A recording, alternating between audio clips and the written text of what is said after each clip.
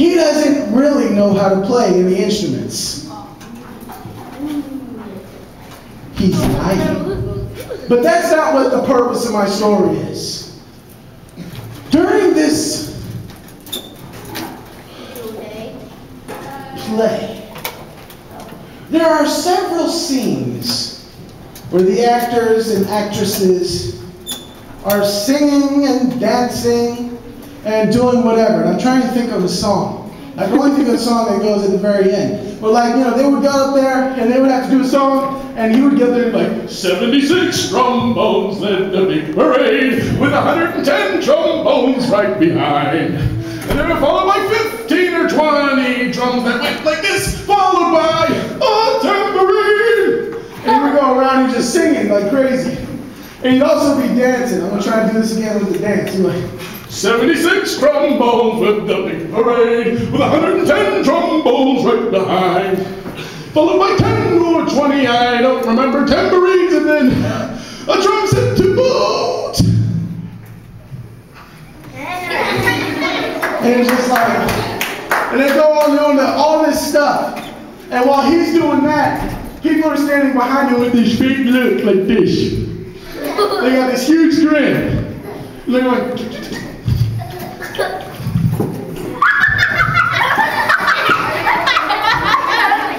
and they're going crazy. And I noticed about halfway into the play, their grin doesn't look quite as happy. It's more of a, I'm tired looking grin. And so they're doing, they're thinking,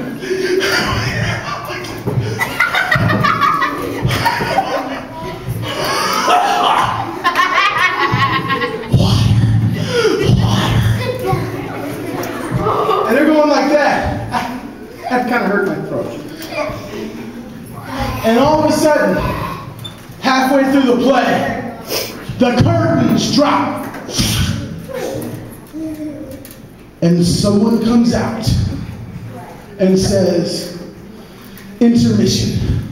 Now, this play's been going for about an hour and a half, which is forever.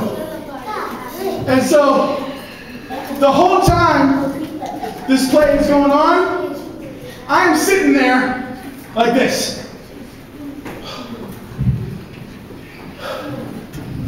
Every once in a while, I'm kind of humming along. 76 trombones and the big parade, Gary, Indiana, Gary, Indiana, Indiana, Gary, Indiana, and whatever else. Sister Kathy, what's another song from that? Shapoopy. Shapoopy, Shapoopy, Shapoopy. That girl is like that guy. And you know, just whatever. Now, they get halfway through this thing, and they say, intermission. And someone comes out in a very nice looking suit. And I don't have a suit on, but we'll pretend I have a suit. And he kind of held the side of the suit like this.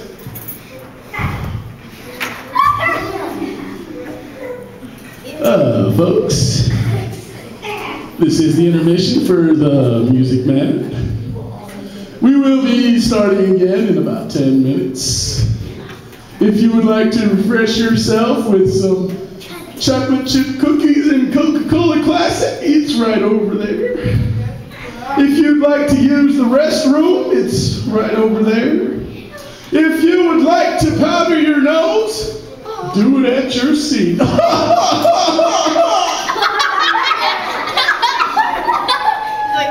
And I'm sitting there, and I'm like, dude, why are we taking a break? This play is so long.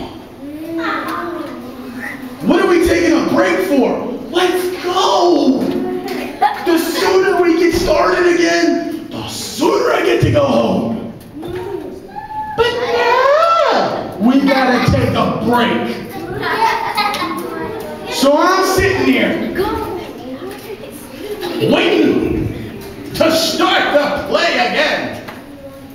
And all of a sudden, as if from the heavens, the lights began to dim. which means it got dark in there. And I knew the play was about to start again because the lights were dimmed. And whenever the lights are dimmed, the play is about to begin. A small pitter-patter of clatter echoed through the hall. That's not quite a pitter-patter, but whatever. And the play began again.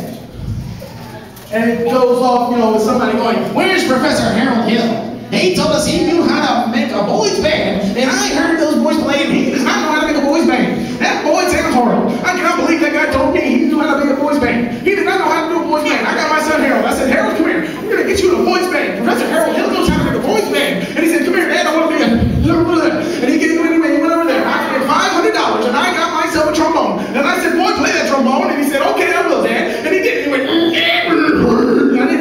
I didn't even think they could make that noise. He's a phony.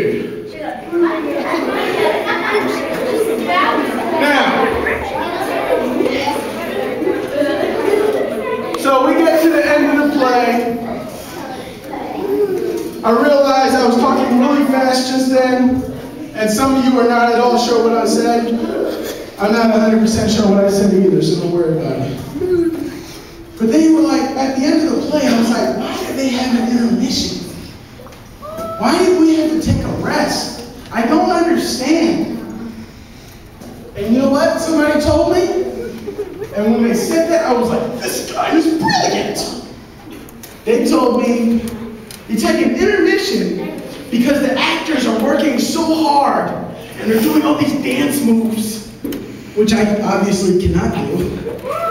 And they're singing as hard as they can and Projecting into the crowd. and doing all this different stuff.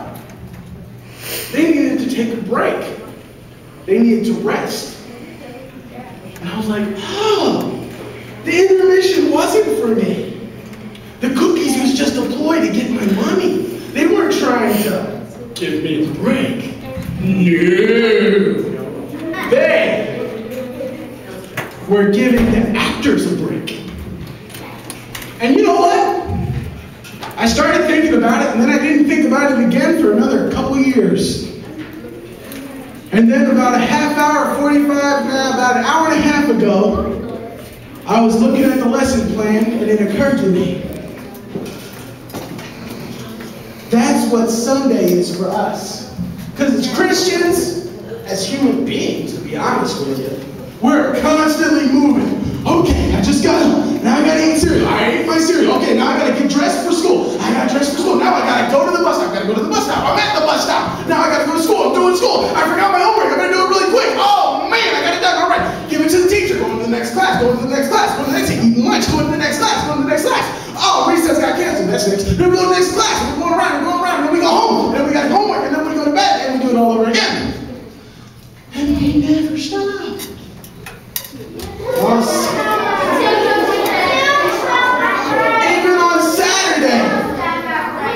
Even on Saturday, our mom is like, you're in bed asleep, and your mom comes in and says, wake up, wake up. And she's normally, can I use you for a second? Stand right there. All right, sit right there, sit. And when mom was, she was like, wake up, wake up, wake up. And you're giving me a rug burn on my shoulders. And then she's got all this stuff she's got to do, and you're working all day, going crazy. You need a break. Sunday is when we rest. And even though we're at church a lot, you know how we rest? By raising our hands and worshiping God. Because when we worship God, all those problems we had, all the craziness, all that going to school, getting lunch, getting to school, going to school, all that craziness, it kind of goes away, and it's just you and Jesus, and we get our rest that way. Speaking of rest, I think I need a break.